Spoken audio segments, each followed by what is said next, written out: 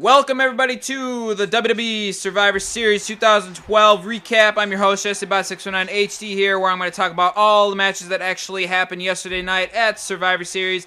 And I actually think this is one of the best Survivor Series of this year, and actually one of the best pay-per-view matches. So basically, we're going to start off with the very first match that actually happened yesterday on YouTube. It was the three-man band versus Santino Marella and Zack Ryder. And the way that this match actually happened, it happened kind of fast, since it was kind of a cheap match and free to watch actually on YouTube. But the way this outcome is actually going to be on this match is that there could possibly be another feud with these two. Maybe one more pay-per-view, or maybe one more SmackDown or Raw match. But I actually think they're going to probably move on from Santino and Zack Ryder, and it could possibly be somebody else. Maybe Darren Young and Titus O'Neil. It could be them. It could possibly be Sin Cara or Rey Mysterio, but I actually think those two guys still have a feud together, especially from yesterday night. So the outcome is three-man bands did win, and I could definitely see them doing a lot better in the future. So let's move next to, actually, I think it was, yes, it was the 5 versus 5. It was basically just kind of thrown in there. It was actually a good match. It actually had Brodus Clay, Rey Mysterio, Sin Cara, Tyson Kidd, and Justin Gabriel. And the match that they actually had earlier, I think, on Raw last week was really amazing, with Titus Kidd and Justin Gabriel just showing all the moves and stuff that they had. And this was a really good match against Tensai, the Primetime Players, and Primo and Epico. That was a good match. I definitely say that was up there with the other 3 matches of the night that were actually pretty good. So basically the outcome of that, I could definitely see a Rey Mysterio and Sin Cara feud still happening with the Primetime Players, and Primo and Epico could actually maybe feud with Justin Gabriel and Tyson Kidd, and then Brodus Clay will feud with Tensai, because he's been in a feud with him for a couple of weeks actually, and they really haven't showed it that much. But I could see all those actually happening out as well. So next up, let's talk about the WWE Divas that actually, it was not really a good match at all. I think it was kind of a poor quality. I know Eve is really good at wrestling and Taekwondo and whatever. I think it's Jiu-Jitsu, or I can't really say that. But she's really good at that types of moves and stuff. She was actually trained for it, or she trained herself for it, or went to a class for it. So she was definitely top of the line for wrestling skills. And Caitlyn, she's not quite yet ready, I would say. So this feud's definitely going to go on for probably another pay-per-view match. Then Caitlyn will probably get her chance of actually taking home the Divas Championship. Next up, we have the United States Championship match here with Antonio Cesaro versus R-Truth, actually. This was a good match, but it ended probably fast, I would say. I thought it would last a little bit longer, maybe 5-10 minutes, a little bit, about around that range, maybe a 20-minute match, but they cut it real short, probably about 10 minutes, and once again, Antonio Cesaro showed that he is tough, and he will definitely hold on to the United States Championship for probably a couple more months. He definitely brings back some competitive to that belt, which is really good, because Santino basically just wrecked the hell out of that belt when he was the champion, because he was just showing off and wasn't really defending really good people.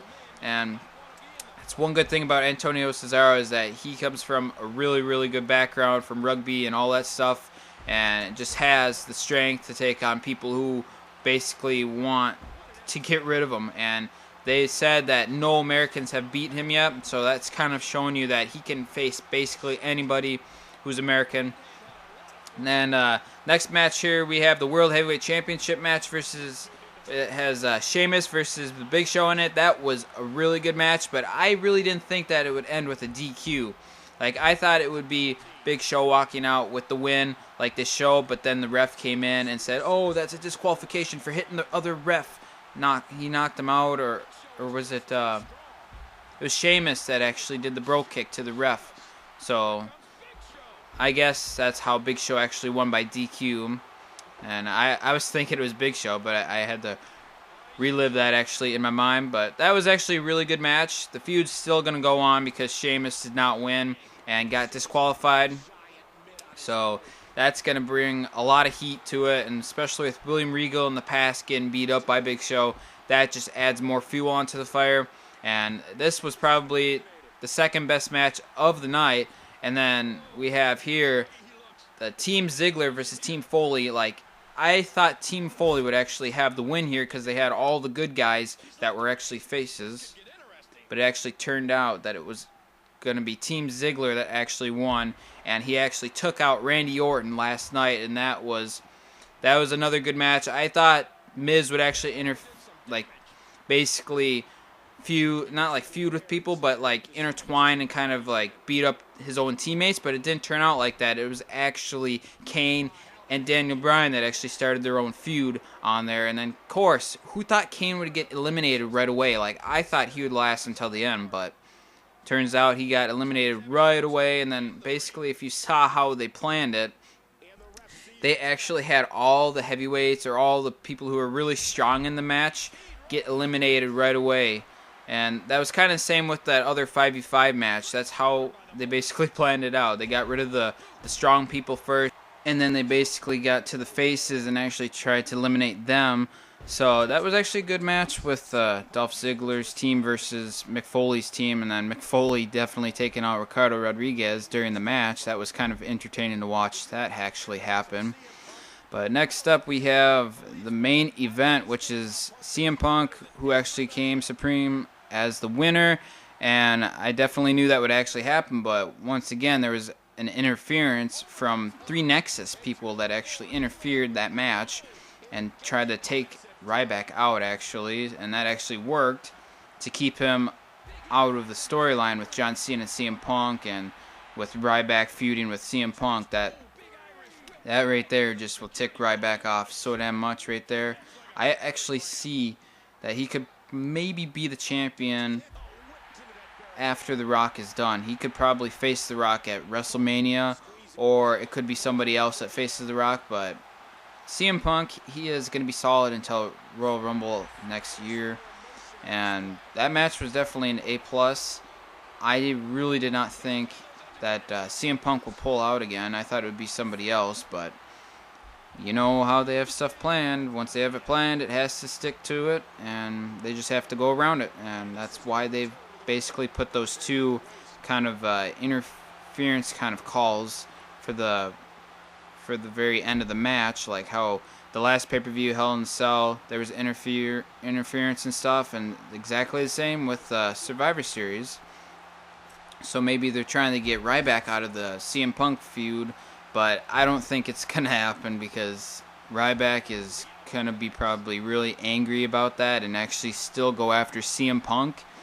But he could also go after the 3 Nexus people as well, because if you've seen past Monday Night Raws and stuff, he went after the referee that beat him up and stuff, and he did the same at the main event, but he didn't have a chance to do that this time since he was basically knocked out and unconscious, I would say, maybe at the end of the match.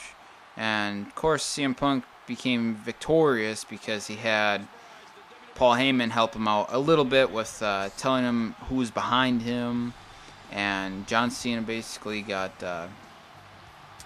his butt creamed by both guys, but that was his first main event back, and I guess that's how he's going to show that he is the dominant force, is just by losing. But I hope you guys enjoyed this on MreGamersLP, and I'm your host, Jesse HD, and peace out, guys, and I hope you like the recap.